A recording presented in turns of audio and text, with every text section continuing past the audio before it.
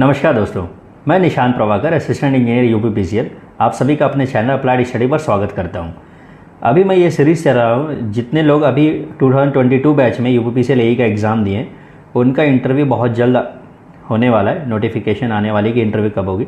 IIT Kanpur में भी, IIT Kanpur ही इस बार भी इंटरव्यू कंडक्ट करवाए, हर साल करवाता आ रहा है।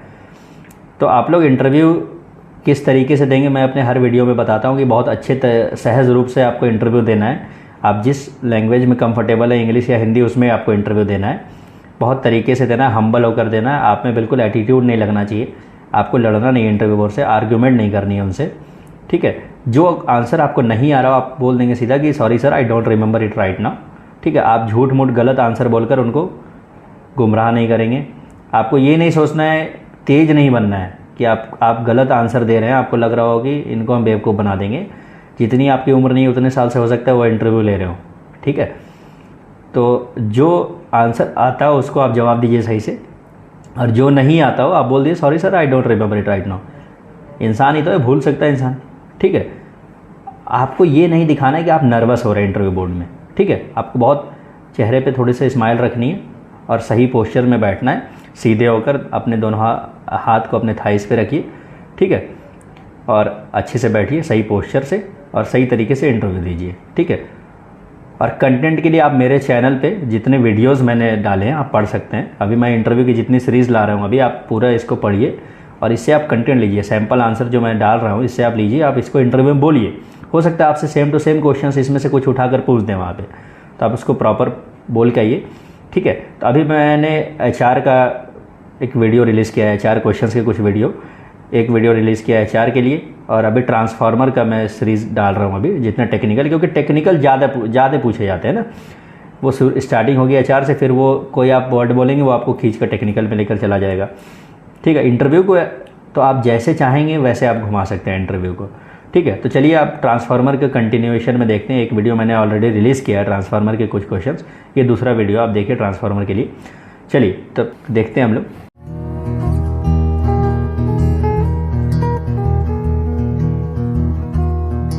पहला एक्सपेक्टेड क्वेश्चन है कि ट्रांसफार्मर की रेटिंग केवीए और एमवीए में क्यों होती है। ये मैंने अपने लास्ट वीडियो में भी बताया था, जिसमें आपसे पूछा गया था कि भाई ट्रांसफार्मर की रेटिंग से आप क्या समझते हैं, ठीक है। तो जो मैक्सिमम वोल्टेज और करंट उस पर अप्लाई हो सकता है उससे आपसे रेटिंग होती है। तो ट्रांसफार्मर की रेटिंग केवीए एमवीए में क्यों होती है? तो देखिए, कॉन्स्टेंट लॉसेस किस पे डिपेंड करते हैं? वोल्टेज पे। वेरिएबल लॉसेस किस पे डिपेंड करते हैं? करंट पे। As losses are independent of the power factor of the load, the rating of the transformer is also independent of load and can be only decided based on losses, ठीक है। and that's why transformer is generally rated in kVA और MVA, ठीक है। Megawatt में नहीं होती इसकी rating. तो ये आंसर आपको बोलना है, ये सैम्पल आंसर है, इसको आप अपने लैंग्वेज में बोलिए जिसमें आप सहज हैं, उस हिंदी या इंग्लिश मिक्स किसी भी इसमें आप दे सकते हैं इंटरव्यू, ठीक है। चलिए नेक्स्ट क्वेश्चन देखते हैं। अब आप देखिए, आपसे पूछा जा सकता है what is voltage regulation in a transformer, ठीक है। वोल्टेज रेगुलेशन होता क्या है कि आप प्राइमरी से आप एक एंड से, आप सेंडिंग एंड से आप वोल्टेज भेज रहे हैं किसी रिसीविंग एंड पे, रिसीविंग एंड में वो कितना पहुंचा, तो ये जो डिफरेंस हो गया ना, ठीक है, इसको परसेंट में बोलते हैं हम लोग वोल्टेज रेगुलेशन, ठीक है। Voltage regulation of transformers can be defined as the change in magnitude of the secondary voltage, change in magnitude of the secondary voltage of a transformer when the load changes from full load to no load, assuming constant primary voltage. Primary voltage आप constant रखते हैं, जो आप बोलते हैं VS sending end voltage, और VR कितना receive हुआ उस हिसाब से। हम लोग चाहते हैं वोल्टेज रेगुलेशन बहुत कम हो। हमारी कोशिश रहती है कि सपोज मैंने 400 केवी सप्लाई किया तो लगभग उतना ही वोल्टेज रिसीविंग एंड पे पहुंच जाए, लेकिन ऐसा होता नहीं, लॉसेस होते हैं बहुत सारे, ठीक है। तो ये जो डिफरेंस होता है ना, ये हमें वोल्टेज रेगुलेशन बताता है कि no load minus full load upon full load, ठीक है। ये वोल्टेज रेगुलेशन का फॉर्मूला हो गया, ठीक है। इंटू 100 कर देंगे तो परसेंट वोल्टेज रेगुलेशन हो गया। अच्छा, इसका ना कभी कभी हो सकता है आपसे फेजर ड्रॉ करवा ले, तो आप फेजर देख लीजिएगा कि वोल्टेज रेगुलेशन लैगिंग और लीडिंग पावर फैक्टर के केस में कैसा इसका फेजर डायग्राम होता है, ठीक है। हालांकि नहीं पूछना चाहिए, बट अगर पूछ देता आप फेजर डायग्राम जरूर देख लीजिएगा। बाकी ये वोल्टेज रेगुलेशन का डेफिनेशन तो आपको पता होना चाहिए, आप बिना अटके एक फ्लो में आप उनको जवाब दे दीजिएगा, ठीक है। चलिए नेक्स्ट क्वेश्चन देखते हैं। देखिए, बहुत इंपॉर्टेंट क्वेश्चन है। अगर आपसे वो पूछे ना कि व्हाट इज़ अ ट्रांसफार्मर, जो मैंने पिछले वीडियो में आप बताया आपको क्वेश्चन, तो आप वैसे हिसाब से जवाब दे दीजिए। आपसे अगला ही बोल देगा कि आप equivalent circuit of a transformer बना दीजिए। तो ये देखिए, ये मैंने बना रखा है, ठीक है। एक हुआ primary winding side, primary side, एक हुआ सेकेंडरी साइड। उस हिसाब से ये देख लीजिए, प्राइमरी का रेजिस्टेंस, रिएक्टेंस, ये शंट ब्रांच का जो मैग्नेटाइजिंग कंपोनेंट है, ये इधर सेकेंडरी का हो गया, ठीक है, प्राइमरी और सेकेंडरी दोनों का। ये फिर मैंने लोड लगा दिया, है ना।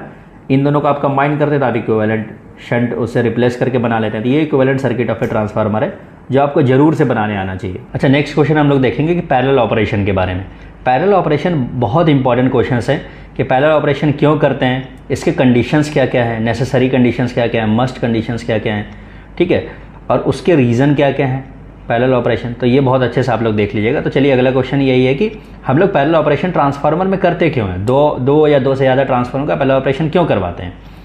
अच्छा, सबसे पहली बात कि अगर आप मानिए ट्रांसफार्मर के रेटिंग से ज़्यादा लोड हो जाए तो क्या करेंगे, आप दूसरे ट्रांसफार्मर की मदद लेंगे ना, तो दोनों को पैरेलल ऑपरेशन में करवाते हैं ताकि जो अगर लोड है, कनेक्टेड लोड अगर बढ़ जाए, when a connected load at a load centre exceeds the MVA of the existing transformer, exceeds, ठीक है, तो it is easier and economical to install additional transformers in parallel to the existing one than to replace the existing with a single larger transformer.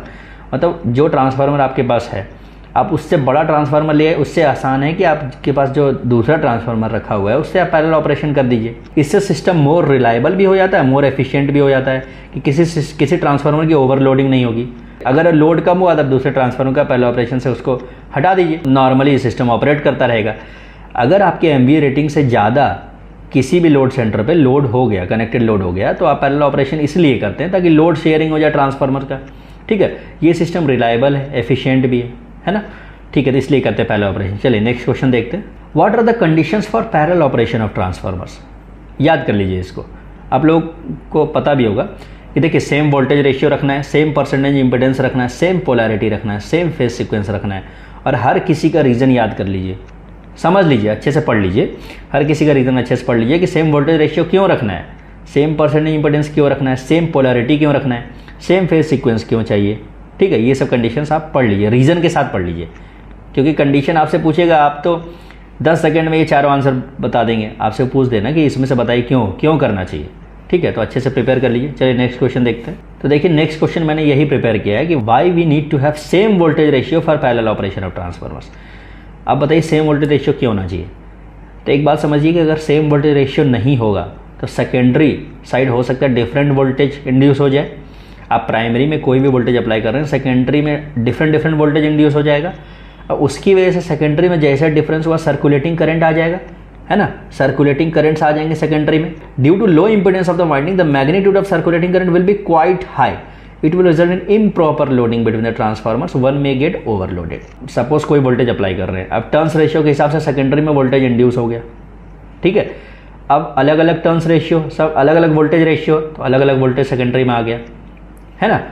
तो अब ये बताइए, जैसे inequality हो गई सेकेंडरी में, तो जैसे डिफरेंस हो वहाँ सर्कुलेटिंग करंट आ गया, सर्कुलेटिंग करंट की मैग्नीट्यूड बहुत ज़्यादा हाई होगी, तो इम्प्रॉपर लोडिंग हो जाएगी ट्रांसफार्मर में, तो जो आपका पैरेलल ऑपरेशन है वो फेल हो जाएगा, एक ट्रांसफार्मर ओवरलोड हो जाएगा, ठीक है। तो ये इसका मेन रीज़न है, अच्छे से पढ़ लीजिए और प्रॉपर एक बार पढ़ के खुद से बोल के देखिए और इस आंसर को तैयार कर लीजिए, ठीक है। चलिए नेक्स्ट क्वेश्चन देखते हैं। अब नेक्स्ट क्वेश्चन ये है कि सेम फेज सीक्वेंस क्यों होना चाहिए पैरेलल ऑपरेशन में। देखिए फेज सीक्वेंस होता क्या है कि order in which the phases reach their maximum positive voltage must be identical for. Phase sequence होता क्या है कि एक बार ये फेज अपना मैक्सिमा रीच कर रहा है, ये मिनिमा रीच कर रहा है, फिर अगला फेज कर रहा है, फिर ये पीछे वाला फेज मैक्सिमा मिनिमा रीच कर रहा है, ठीक है, इस तरीके से होता है। तो अगर आप अलग अलग रखेंगे ना, तो हो सकता है एक पॉइंट पे अलग अलग फेज शॉर्ट सर्किट हो जाए। अगर आप सेम फेज सीक्वेंस नहीं रखेंगे तो ये होगा कि each pair of phases will be short circuited during the cycle, ठीक है। तो शॉर्ट सर्किट ना हो, इससे इम्प्रॉपर लोडिंग हो जाएगी, पैरेलल ऑपरेशन आपका सक्सेसफुल नहीं होगा, तो इसलिए सेम फेज सीक्वेंस रखते हैं। इसको आप अच्छे से पढ़ लीजिए, आंसर प्रिपेयर कर लीजिए। चलिए अगले क्वेश्चन की तरफ चलते हैं। अच्छा, इसको भी इंपॉर्टेंट क्वेश्चन कंसिडर करिए। टेस्ट्स क्या क्या होते हैं ट्रांसफार्मर में। What are the some of the important tests conducted in a transformer. तो आप देखिए ओपन सर्किट टेस्ट होते हैं, OCSC बहुत फेमस है। अब क्यों करते हैं इसका भी, इसके लिए भी हम लोग क्वेश्चन तैयार किया आगे, इसको पढ़ के जाइएगा अच्छे से कि OC टेस्ट कैसे करते हैं, क्यों करते हैं, उससे क्या निकालते हैं। सेम SC टेस्ट क्यों करते हैं, कैसे करते हैं, उससे क्या क्या निकालते हैं, क्या क्या पैरामीटर्स निकाल सकते हैं, वो मैंने लिख दिया यहाँ पे कि OC and SC test conducted to determine the core loss, copper loss and equivalent circuit parameters of a transformer. फिर एक होता है पोलैरिटी टेस्ट। पोलैरिटी टेस्ट होता है polarity of the transformer windings, ठीक है, plus minus. सम्पनर्स test, Sumpner test होता है, इसको बैक टू बैक टेस्ट भी कहते हैं, is a method to determine the study state temperature rise of the transformer. तो OC test, SC test, polarity test, Sumpner test, ये कुछ इंपॉर्टेंट टेस्ट हैं जो कि ट्रांसफार्मर में कंडक्ट किए जाते हैं। ठीक है, चलिए नेक्स्ट क्वेश्चन देखते हैं हम लोग। अब देखिए अगला क्वेश्चन है explain OC test in a transformer. तो ओपन सर्किट टेस्ट हम लोग ट्रांसफार्मर में क्यों करते हैं? क्योंकि नो लोड लॉसेस हमें निकालने होते हैं, जिसको कोर लॉसेस बोलते हैं। टर्न्स रेशियो इससे हमें पता चलता है, no load current, magnetising component, core loss component of transformer, सब पता चलता है हमें। ठीक है, नो लोड ऐसे ग्राफ बनाते हैं आई नॉट का, हम बोलते हैं आई सी यहाँ पे है, आई एम यहाँ पे है। ठीक है, फाई नॉट, कॉस कंपोनेंट, ये मैग्नेटाइजिंग कंपोनेंट हो गया। ठीक है, ऐसे हम लोग सारा कंपोनेंट निकालते हैं। The rated voltage at rated frequency is applied to LV side with the help of a variac of variable ratio auto transformer. Rated voltage पे करते हैं, एलवी साइड में एचवी साइड को ओपन रखते हैं, धीरे धीरे वोल्टेज जो है किसी वेरिएक की मदद से वोल्टेज बढ़ाते हैं, ऑटो ट्रांसफार्मर से वोल्टेज बढ़ाते हैं धीरे धीरे। जब रेटेड वोल्टेज पे पहुंच जाता है तो हम अपने वोल्ट मीटर, एमीटर और वाट मीटर की रीडिंग नोट कर लेते हैं। इससे कैलकुलेट करके हम सारा पैरामीटर्स जो है नो लोड लॉसेस और पैरामीटर्स ऑफ कुछ पैरामीटर्स ऑफ द ट्रांसफार्मर इससे निकलते हैं। मतलब आप क्या किए, आप एलवी साइड में रेटेड वोल्टेज धीरे धीरे वोल्टेज बढ़ा के रेटेड वोल्टेज तक पहुंचाए, एचवी साइड को ओपन रखे। जैसे ही रेटेड वोल्टेज पहुंचा उस वक्त आपके वोल्ट मीटर, एमीटर और वाट मीटर की रीडिंग है वो आप नोट कर लिए। उससे कुछ कैलकुलेशंस करके आप नो लोड लॉसेस निकाले। ठीक है, कुछ कंपोनेंट्स निकाले और कुछ पैरामीटर्स निकाले ट्रांसफार्मर इक्विवेलेंट सर्किट के। ये देखिए मैंने डायग्राम से बता दिया है। देखिए एलवी साइड पे आपने ये सारे इक्विपमेंट्स कनेक्ट किए हैं, धीरे धीरे वेरिएक की मदद से धीरे धीरे आप वोल्टेज बढ़ाएंगे। एचवी साइड आप ओपन है, जब रेटेड वोल्टेज पहुंच जाता है तो आप इन तीनों ammeter, voltmeter, wattmeter की रीडिंग लेते हैं और उससे आप कैलकुलेट करते हैं। ठीक है, चलिए नेक्स्ट क्वेश्चन की तरफ चलते हैं। अब आप देखिए शॉर्ट सर्किट टेस्ट क्यों होते हैं ट्रांसफार्मर में। शॉर्ट सर्किट टेस्ट करते हैं हम लोग कॉपर लॉसेस निकालने के लिए on full load. Copper loss से हम लोग एफिशिएंसी निकालते हैं, जरूरत है ना कांस्टेंट लॉस और कॉपर लॉस की। इक्विवेलेंट रेजिस्टेंस निकालते हैं, इंपीडेंस निकालते हैं, लीकेज रिएक्टेंस निकालते हैं। शॉर्ट सर्किट टेस्ट से बहुत सारे इक्विवेलेंट पैरामीटर्स निकलते हैं। दोनों टेस्ट से ओसी और एससी टेस्ट मिला के हम सारे पैरामीटर्स निकालते हैं ट्रांसफार्मर इक्विवेलेंट सर्किट का, लॉसेस पता चलता है। अच्छा, उसको रेटेड वोल्टेज पे करते हैं ओसी टेस्ट को, इसको रेटेड करंट पे करते हैं।